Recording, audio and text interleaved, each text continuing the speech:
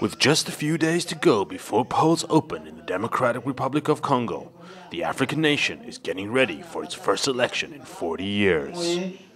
But most Congolese voters have never participated in the democratic process. The DRC has been riven by conflict throughout its history, and the last elections were held immediately after independence in 1959.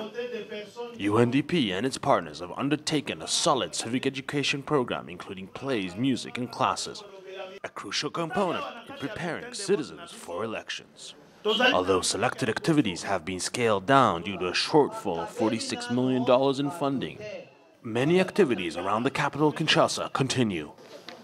And with over 660 candidates running for parliament in Kinshasa alone, and 33 candidates for president, the work of explaining the ballots is no easy task.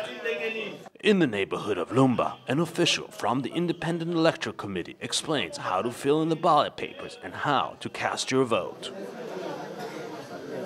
Back at UNDP headquarters in New York, Pipa Norris, UNDP Director of Democratic Governance, is watching the developments in Congo closely.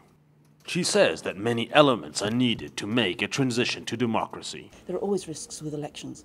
If there's a decisive outcome and people rally around the leader and there's a high turnout, and in particular if other groups accept that, then of course we're on the grounds for peace. But elections are only part of the way. And we also need to really strengthen the National Assembly. We need to make sure that the judiciary is independent. We need to make sure there's no corruption. So elections by themselves aren't a magic bullet. They may help, particularly if the outcome is effective, but conflict can go on, and all the UN can do is try and intervene. But as we know, in some cases, some of the interventions have succeeded. In other cases, again, like in East Timor, conflict continues even after the peace process.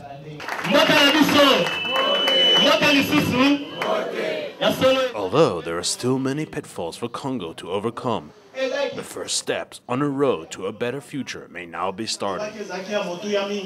Boaz Paldi reporting for UNDP in Kinshasa.